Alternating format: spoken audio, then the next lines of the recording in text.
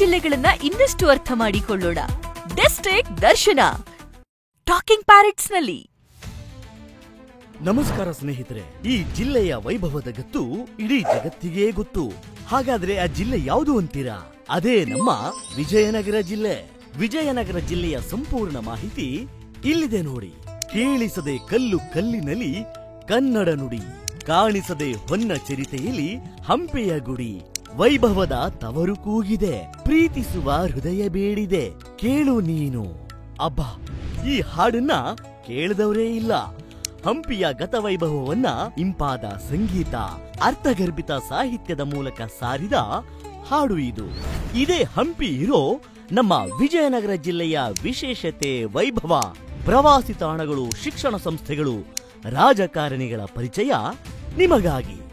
ನಿಮ್ಗೆ ಗೊತ್ತಾ ಸ್ನೇಹಿತರೆ, ಇತಿಹಾಸದಲ್ಲಿ ಮುತ್ತು ರತ್ನಗಳನ್ನ ಬೀದಿಯಲ್ಲಿ ಮಾರಾಟ ಮಾಡ್ತಿದ್ದ ಯಾವುದಾದ್ರೂ ಸಾಮ್ರಾಜ್ಯ ಇದೆ ಅಂದ್ರೆ ಅದು ನಮ್ಮ ವಿಜಯನಗರ ಸಾಮ್ರಾಜ್ಯ. ಹಕ್ಕ ಮತ್ತು ಬುಕ್ಕರಿಂದ ಸ್ಥಾಪನೆಯಾಗಿದ್ದ ಇದೇ ವಿಜಯನಗರ ಸಾಮ್ರಾಜ್ಯ 1336ರಿಂದ 1646ರವರೆಗೆ ದರ್ಬಾರ್ ನಡೆಸಿದೆ. ಈ ಸಾಮ್ರಾಜ್ಯದಲ್ಲಿ ಶ್ರೀಕೃಷ್ಣ ದೇವರಾಯನಿಗೆ ಚಾಣಾಕ್ಷ ಮತ್ತು ದಕ್ಷರಾಜ ಅಂತ ಖ್ಯಾತಿ ಇತ್ತು. ಇವರ ರಾಜಧಾನಿಯೇ ಹಂಪಿಯಾಗಿತ್ತು. ಅಷ್ಟಕ್ಕೂ ಈ ಜಿಲ್ಲೆಯ ವೈಭವ ಎಂತದ್ದು ಅನ್ನೋದನ್ನ ಒಂದೊಂದಾಗಿಯೇ ತೆರೆದಿಡ್ತಾ ಹೋಗ್ತೀವಿ. ಅದಕ್ಕೂ ಮುನ್ನ ನಮ್ಮ ಜಿಲ್ಲೆಯ ಜನ್ಮ ಹೇಗಾಯ್ತು ಅನ್ನೋದನ್ನ ಹೇಳ್ಬಿಡ್ತೀವಿ ನೋಡಿ. ವಿಜಯನಗರ ಜಿಲ್ಲೆ 2021ಕ್ಕೂ ಮುನ್ನ ಅಖಂಡ ಬಳ್ಳಾರಿ ಜಿಲ್ಲೆಯಾಗಿತ್ತು. ಭೌಗೋಳಿಕವಾಗಿ ದೊಡ್ಡದಾಗಿದ್ದಂತಹ ಬಳ್ಳಾರಿ ಜಿಲ್ಲೆ ಬರೋಬ್ಬರಿ 11 ತಾಲೂಕುಗಳನ್ನ ಹೊಂದಿತ್ತು. ಆದ್ರೆ ಈ ಜಿಲ್ಲೆಯನ್ನ ವಿಭಾಗ ಮಾಡಬೇಕು ಅನ್ನೋ ಹೋರಾಟಗಳು ಆಗಾಗ ನಡೀತಾನೇ ಇದ್ವು.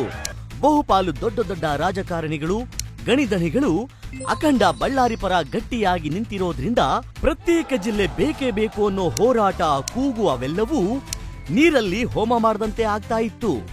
ಅಂತಿಮವಾಗಿ 2020ರಲ್ಲಿ ಅಂದಿನ ಮುಖ್ಯಮಂತ್ರಿ BS ಯಡಿಯೂರಪ್ಪ 31ನೇ ಜಿಲ್ಲೆಯಾಗಿ ವಿಜಯನಗರವನ್ನ ಘೋಷಣೆ ಮಾಡ್ತಾರೆ. ಆದ್ರೆ ಅಧಿಕೃತವಾಗಿ ಜಾರಿಯಾಗಿದ್ದು 2021ರಲ್ಲಿ. ಆಗ ಬಸವರಾಜ ಬೊಮ್ಮಾಯಿ ಮುಖ್ಯಮಂತ್ರಿಯಾಗಿದ್ರು. ಬಳ್ಳಾರಿ ಜಿಲ್ಲೆಯ ಜೊತೆಗಿದ್ದಂತಹ ಹೊಸಪೇಟೆ, ಹೂವಿನಹಡಗಲಿ, ಹರಪನಹಳ್ಳಿ, ಹಗರಿಬೊಮ್ಮನಹಳ್ಳಿ, ಕೊಟ್ಟೂರು ಮತ್ತು ಕೂಡ್ಲಿಗಿ ಈ 6 ತಾಲೂಕುಗಳನ್ನ ಸೇರಿಸಿ ವಿಜಯನಗರ ಜಿಲ್ಲೆಯನ್ನ ರಚನೆ ಮಾಡಲಾಗುತ್ತೆ. ಹೊಸಪೇಟೆಗೆ ಜಿಲ್ಲಾ ಕೇಂದ್ರ ಸ್ಥಾನ ನೀಡಲಾಗುತ್ತೆ. ಅಂತಿಮವಾಗಿ ಜಿಲ್ಲೆ ರಚನೆಯಾಗಿದ್ದು ರಾಜಕೀಯ ಕ್ರಾಂತಿಯಿಂದ ಅನ್ನೋದು ವಿಶೇಷ. ಅದೇನೆಂದ್ರೆ ಮಾಜಿ ಸಚಿವ ಆನಂದ್ ಸಿಂಗ್ ವಿಜಯನಗರ ಜಿಲ್ಲೆ ರಚನೆಯಾಗಬೇಕು ಅಂತಾನೆ ಕಾಂಗ್ರೆಸ್ನಿಂದ ಬಿಜೆಪಿಗೆ ಗರ್ವಾಪ್ಸಿ ಆಗ್ತಾರೆ. ಮೈತ್ರಿ ಸರ್ಕಾರದಲ್ಲಿದ್ದ ಇನ್ನಷ್ಟು ಶಾಸಕರು ಬಿಜೆಪಿ ಆಪರೇಷನ್ಗೆ ತುತ್ತಾಗ್ತಾರೆ. ಅದರಿಂದ ಕಾಂಗ್ರೆಸ್ ಜೆಡಿಎಸ್ ಸರ್ಕಾರ ಬಿದ್ದು ಹೋಗುತ್ತೆ, ಬಿಜೆಪಿ ಸರ್ಕಾರ ಎದ್ದು ಬರುತ್ತೆ. ಇನ್ನೊಂದು ಕಡೆ ಬಳ್ಳಾರಿ ವಿಭಜನೆ ಬೇಡ ಅಂತ ಘರ್ಜಿಸ್ತಿದ್ದ ರಾಜಕೀಯ ದೈತ್ಯರ ಶಕ್ತಿ ಕುಂದು ಹೋಗಿರುತ್ತೆ. ಅಂತಹ ಸಂದರ್ಭದಲ್ಲಿಯೇ ವಿಜಯನಗರ ಜಿಲ್ಲೆಯ ರಚನೆಗೆ ಮುಹೂರ್ತ ಕೂಡಿ ಬರುತ್ತೆ. ಈ ನಮ್ಮ ವಿಜಯನಗರ ಜಿಲ್ಲೆ ವಿಜಯನಗರ ಸಾಮ್ರಾಜ್ಯದ ಕಾಲದಿಂದಲೂ ಶ್ರೇಷ್ಠ ಸಾಂಸ್ಕೃತಿಕ ಪರಂಪರೆಯನ್ನ ಮೈಗೂಡಿಸಿಕೊಂಡಿದೆ. ನಾಟಕ, ಸಂಗೀತ, ಚಿತ್ರಕಲೆ, ಸಾಹಿತ್ಯ, ನೃತ್ಯ, ಜಾನಪದ ಹಾಗೂ ಇತರೆ ಕಲೆಗಳಲ್ಲಿ ನುರಿತ ಕಲಾವಿದರು ಹಾಗೂ ಕಲಾ ತಂಡಗಳನ್ನ ಜಿಲ್ಲೆ ಇಂದಿಗೂ ಹೊಂದಿದೆ. ಜಿಲ್ಲೆಯಲ್ಲಿ ನಡೆಯುವ ಹಂಪಿ ಉತ್ಸವ ರಾಜ್ಯದ ಮಹತ್ವದ ಕಲೋತ್ಸವವಾಗಿ ಕಣ್ಮನ ಸೆಳೀತಿದೆ. ನಾಡಿನ ಖ್ಯಾತ ಕಲಾವಿದರು ಇದರಲ್ಲಿ ಭಾಗವಹಿಸುವುದರಿಂದ ಈ ಉತ್ಸವಕ್ಕೆ ಭಾರೀ ಮೆರುಗು ಸಿಗ್ತಾ ಇದೆ. ಇನ್ನು ಈ ಜಿಲ್ಲೆಯ ದೇವಸ್ಥಾನಗಳು ಮತ್ತು ಪ್ರವಾಸಿ ಸ್ಥಳಗಳ ಬಗ್ಗೆ ಹೇಳಬೇಕು ಅಂದ್ರೆ ಹಂಪಿಯಲ್ಲಿರುವ ದೇವಸ್ಥಾನಗಳು, ವಾಸ್ತುಶಿಲ್ಪಗಳ ಬಗ್ಗೆ ಅದೆಷ್ಟು ಹೇಳಿದ್ರೂ ಕಡಿಮೆನೆ. ಯುನೆಸ್ಕೋ ವಿಶ್ವ ಪಾರಂಪರಿಕ ತಾಣದ ಪಟ್ಟಿಯಲ್ಲಿಯೂ ಸ್ಥಾನ ಪಡ್ಕೊಂಡಿದೆ. ಇಲ್ಲಿರೋ ಕಲ್ಲಿನ ರಥದ ಮಹತ್ವ ಎಂತಹದ್ದು ಅನ್ನೋದನ್ನ 50 ರೂಪಾಯಿ ಮುಖಬೆಲೆ ನೋಟ್ನಲ್ಲಿ ಕಾಣಬಹುದು.